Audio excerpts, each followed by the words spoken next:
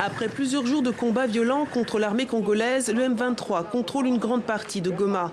Aux abords de la capitale régionale, les vestiges des combats, comme cette base avant des FRDC et de ses alliés. Les habitants des villages alentours viennent récupérer du bois et des sacs abandonnés pendant leur fuite. On a vu l'armée congolaise et le M23 qui se battaient ici. Les combats étaient intenses. C'est difficile de raconter ce qu'on a vu. Ils ont envahi les villages ici. Pendant 2 ans, les habitants de cette zone n'ont pas pu s'approcher. La région du Rutshuru et la route qui y mène depuis Goma sont maintenant aux mains des groupes armés. L'une des premières mesures du M23, le retour des centaines de milliers de déplacés installés dans les camps autour de la ville. Je vois mes voisins de nouveau, il y a plus de 3 ans qu'on ne se voit plus. Je suis très content.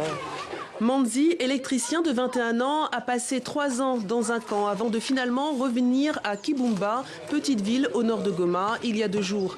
Sa maison familiale a été détruite pendant la guerre. Dès qu'on est tous en train de manger, il y a la bombe qui a été venue et puis il tombe ici.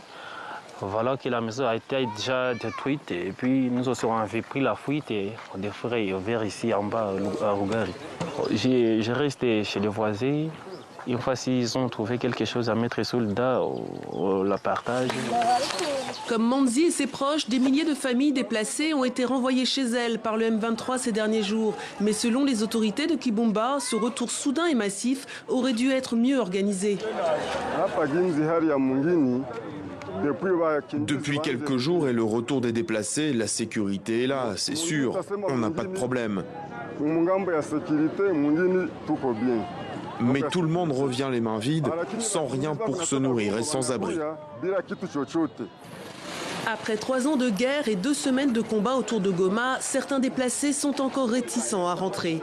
À l'ouest de la ville, dans le camp de Bulindo, Agnès Gina, réfugiée ici depuis 2 ans, craint la décision du M23 de démanteler les camps. Je ne peux pas rentrer chez moi là-bas. Je ne sais pas quelle est la situation. Il y avait encore des affrontements entre groupes armés. Et comment je dois faire pour rentrer? Avec quel transport? Même si j'arrive à rentrer, ma maison a été détruite et n'existe plus. Agnès est venue demander un peu de nourriture à ses voisines. Elle ne peut plus se permettre d'acheter des patates puisque les combats des derniers jours ont fait grimper les prix et l'aide humanitaire tarde à reprendre après les affrontements. 45 000 familles vivent ici à Bulindo, une fraction des 400 000 déplacés par les affrontements depuis début janvier selon l'ONU. Les humanitaires n'arrivent pas à partir de la prise de Goma, mais pendant que nous sommes encore ici, que les humanitaires nous interviennent comme d'habitude. Le M23 et sa branche politique, l'Alliance Fleuve Congo, n'ont pas ordonné le départ de tous les déplacés pour le moment. Ces derniers jours, le groupe armé a continué son avancée vers le sud Kivu.